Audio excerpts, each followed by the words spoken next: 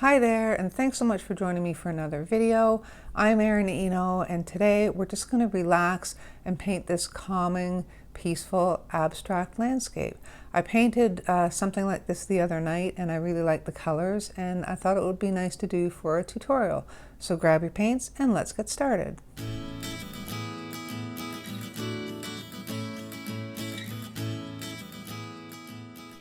Today I'm using my Baohong Academy cold press watercolor paper. It's 140 pound, 100% cotton. We're going to be using a lot of water for this, and I'm going to need to tilt my paper as well, so that's why I've taped it to a board around all four edges. I have my Royal Talons Van Gogh paints in my palette, a jar of water and a paper towel, and I'm pretty sure I'm just going to be using 2 brushes today. I have my Curry's size 12 round in their 2500 series, sorry, and I have a size 6 round in their 2400 series. You're also going to need something to do some scraping with. I'm just using an expired credit card, and I've cut it in half because I want it to have a small edge and a rough pointy edge. That's why I've got a cut card. And yeah, so we can just get started. So this is kind of a fun, kind of let loose, abstract landscape. And because we're using a lot of water, I want to mask off my horizon line to start. So I'm just going to put another piece of tape down about 2/3 of the way down, a little bit less than half, I guess. It's not 2/3, but it's a little less than half. So I'm just going to put that down right here, and hopefully I can eyeball this so it's reasonably straight. And to check that, you can just, well, you can measure it if you want, or just take your brush or something and just mark that point, and then just see if you've got it reasonably straight all the way down, which I have. And now we can just get started and have some fun with this. Okay, so like I say, we're just going to play around. So I'm going to wet my, oh, sorry, I forgot to mention you're also going to need a spray bottle of water, okay? So we're not going to wet my board, or you're not going to wet your paper first, rather. And I'm going to go into my sepia, which is very dark, very highly pigmented. And I'm just going to put some here at the horizon line.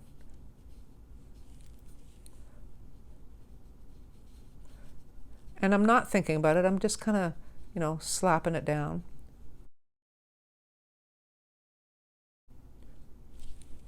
And I want to do the same thing that I did in my first painting, and that was add some rose to this, because I think it was the pink that really kind of drew me to this painting. So I'm just going to tap in some rose.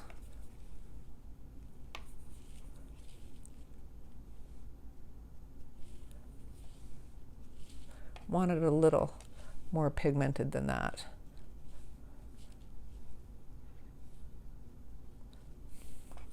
Okay, so I want quite a bit of it on there.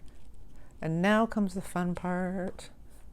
We're going to pick up our board and we're going to spray it and tip it and let this kind of run and just do whatever it does.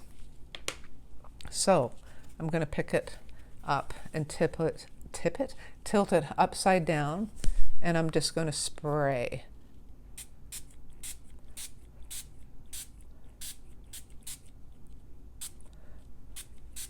And then you can just tilt your board and let it run until you kind of get these cool kind of patterns and kind of waves of paint, and it gets quite messy, so you want to keep your paper towel handy. And if it's not traveling as much as you want, you can go in with your brush and kind of make it travel, okay? Try not to do anything too deliberate, because you want it to look kind of natural. And while it's doing this, you can go in and tap in some more sepia, some more pink if you want, and just keep tilting it. Whoops, I went into the wrong paint. Now, the more water you use, the lighter your painting's going to be when it dries. So I want it quite dark at the base, so I'm going in really heavy with the sepia towards the very base of the horizon line. Okay. Now, because I did that and it's so heavily pigmented, it's not really running, so you can go at that and spray it again. Just make sure you're doing this on a table that, you know, it really doesn't matter if it gets all that messy, because it does get a little crazy. So I'm just going to pick up some of that water that's pooling up around the edge of the tape there. I did not mean to do that.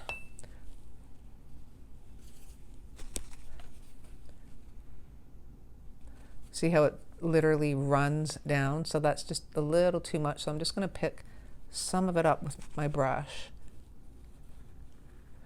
because that'll continue to bleed.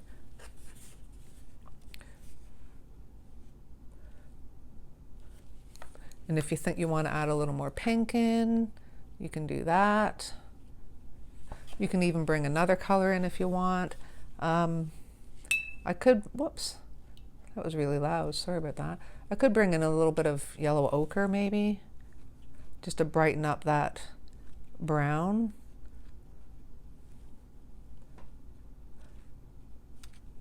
And you could end up getting blooms and stuff too, and that's all cool. That just adds to the effect.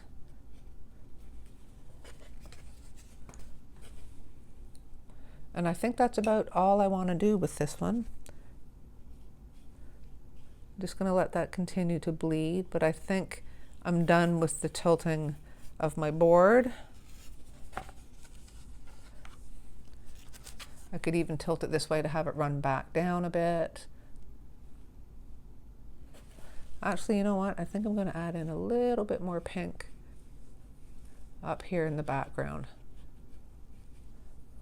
just to warm it up just a little bit more.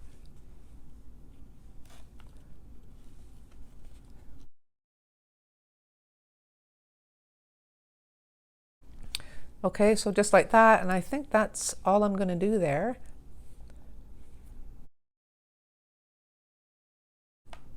I could add just a little bit more of sepia down here. It was starting to fade out just a little, and I know it's going to dry a little bit lighter.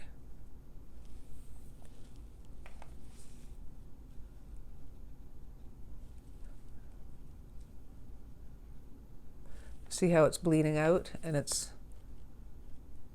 there we go. And I think that's it now. I just want to make sure this is still kind of loose and natural, but I do want a definite sepia edge at the base here.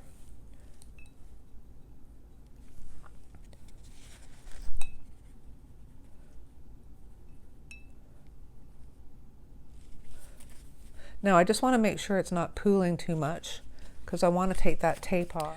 You can see how when I went at it with the spray bottle, it sprays some of the pigment down to here. So if you want a really white area down there, make sure you just cover it all up. You don't have to tape it, you can just put a paper towel down or something. So I just want to make sure it's not pooling down at the base before I take this tape off, but I do want to get this off now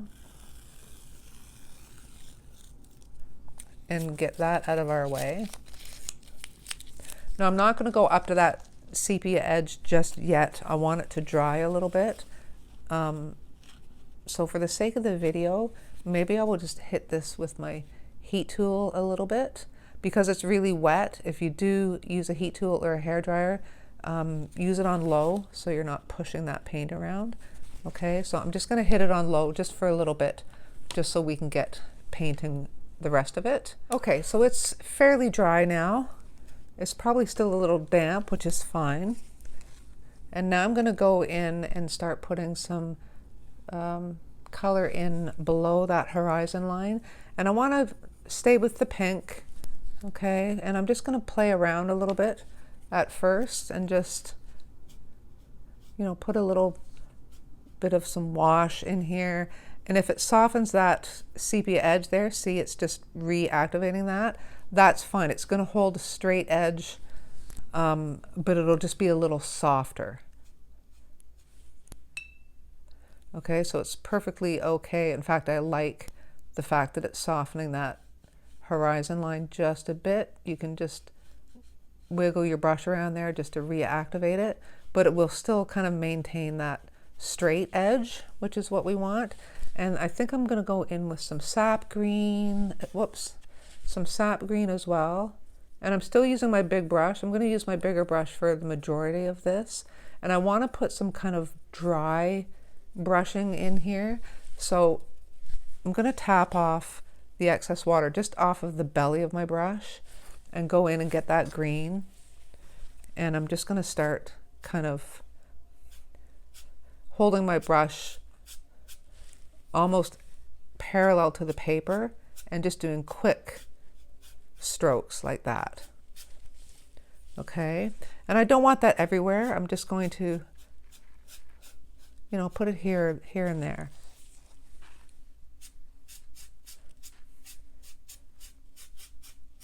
We're going to be putting some rocks here, so I don't need to put a lot of pigment over there. And I think I'll go in with some raw umber as well and do the same thing.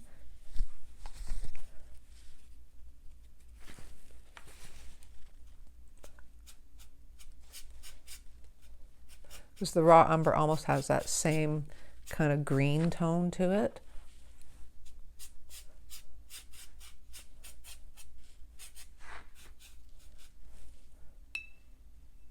And maybe I'll go back in and get some deeper green. So I'll go to my sap green.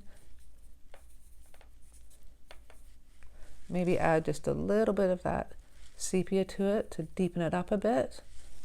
And do the same thing there. And the reason I'm doing the dry brushing is because I don't want to just go in and plop paint down. I want it to look kind of rough. Now I'm going to go back in and pick up some more of the rose color because I want it to look like, not necessarily a reflection of the sky, but I want it to kind of tie in with the sky, just with that same kind of mood, you know, if that makes sense. That may be a little bright. I'm going to tone that down.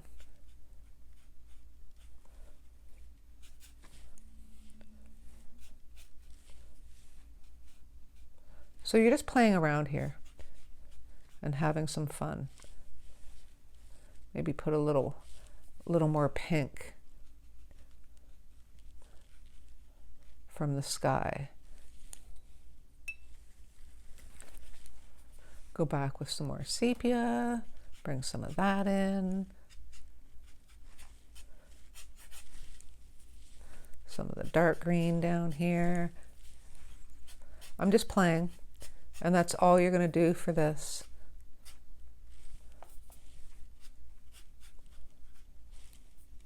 Want a little bit of sepia beneath here, just so it doesn't look all really soft up there.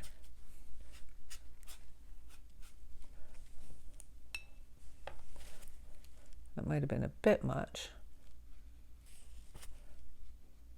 But if something happens and you think, well, maybe that's not right, just kind of let it kind of finish what it's doing. It might be nice in the end, and it just might work. So let the paint kind of take control. I'm just softening this out because I had a lot of pigment there from when I sprayed the paper. Okay, so I want to be careful not to lose these dry brush strokes down here. Maybe I'll get some sepia. That's a little dark. Maybe I'll go for the raw umber instead.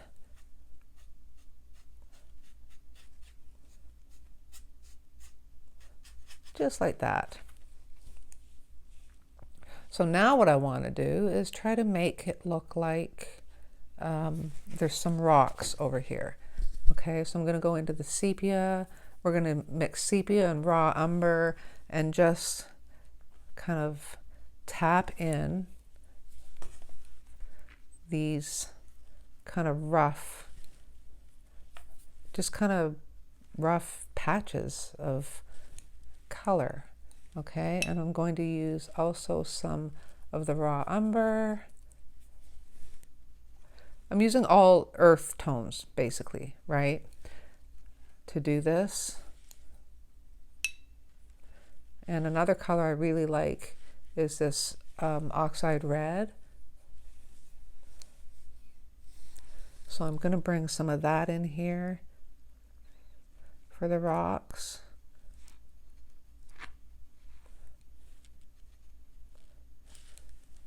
Tap in some more sepia.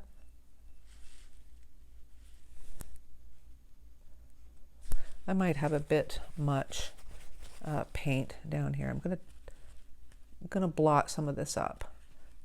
Otherwise, it'll just take forever to dry. I just had a little bit too much water. I had a little bit too much water on my brush. Okay, so I'm just tapping this in. Go back to the red oxide again.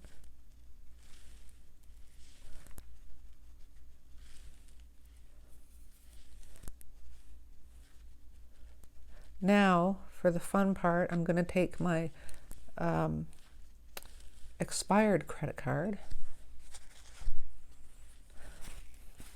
So now I'm going to take my credit card and we're going to just start kind of dragging it through to make, hopefully, just some rough kind of rock edges. And you can just drag it right through like that as well. See how it's just creating these lines. Now, if you have paper that's not 100% cotton, this will just chew your paper up. Okay, so you really do need 100% cotton paper for this.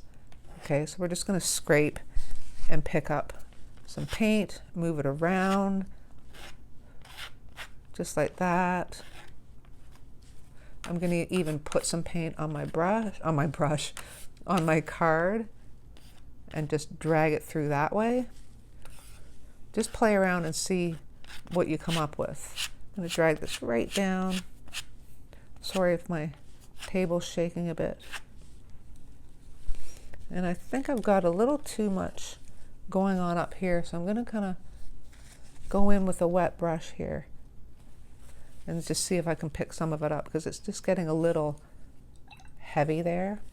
But the beauty of working this like this wet on wet is you have this kind of play time. Okay, so no worries. You can actually see the texture of my paper through there now, and that's kind of neat.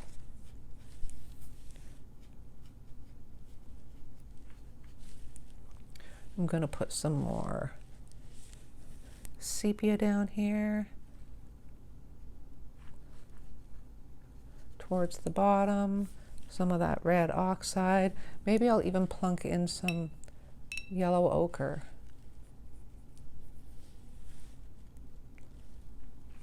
My brush was way too wet there. I'm getting kind of carried away.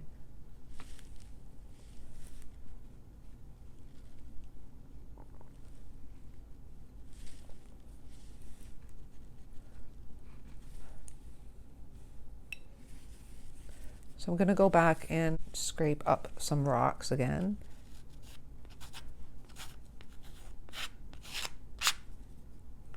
Again, see, dragging those lines through.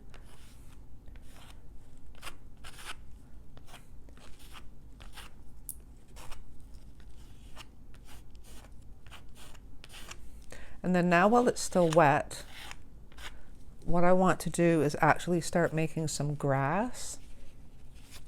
So I'm going to take the same credit card and I'm going to pick up the paint.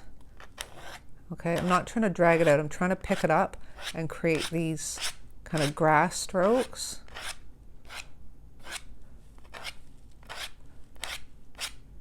So these are like in the foreground, and my rocks are completely buried now, but that's okay. If it doesn't work out, it doesn't work out. There'll be no rocks in this one.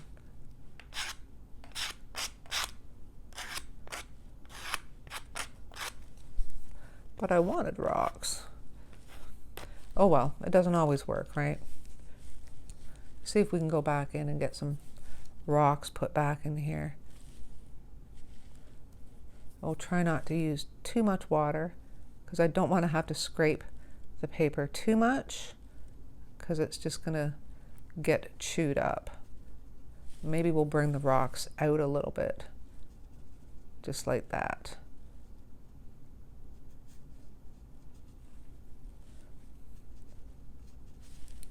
And a little bit of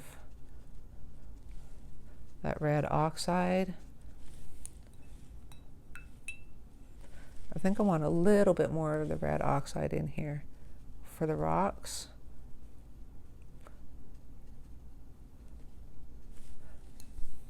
That'll work.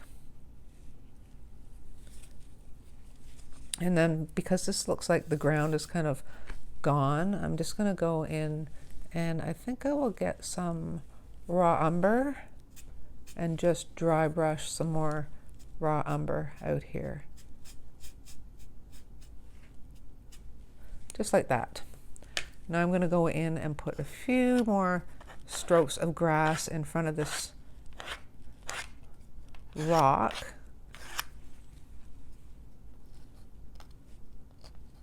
I can't see because of the glare on my paper, but just like that. I think even though we haven't used anything blue in here, I think I want just a little hint of blue.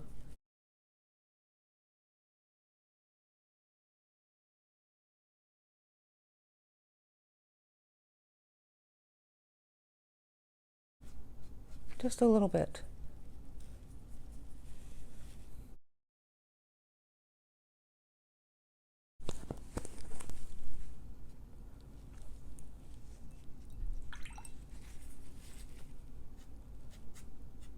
Just so there's another kind of earthy color in there.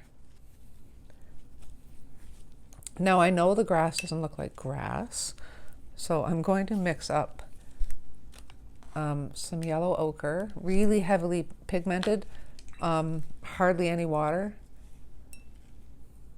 because I want it really thick because I don't want this to bleed. Yellow ochre, and I think I'll put in a little bit of I'll drag this raw umber in here. It's just so it's not so bright. Add a little bit more raw umber. Just so it's like a greeny kind of yellow. So it's not so, you know, bright. And then I'm just going to start putting some more deliberate kind of blades of grass in there. Just make sure you're using a mixture that's thick enough that it's not going to bleed. Otherwise, you're going to have to wait until this is completely dry.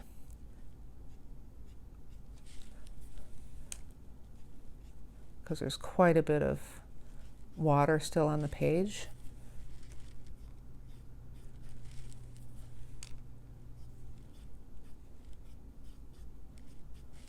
You can go in with some sepia, throw more of that in. You just want to make sure you're using kind of a dry brush and very little water at this point.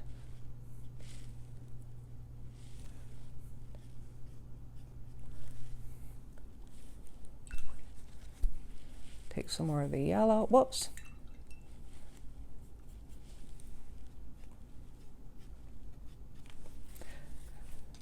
And I think I will leave it at that. So let's take our tape off and see what we have.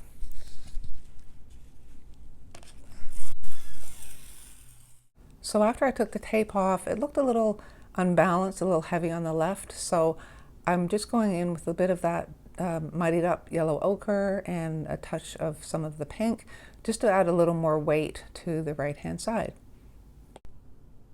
And there you go. There is our finished abstract landscape. Even though the rocks didn't work out, I'm not mad at it. I kind of like it because I really like these colors.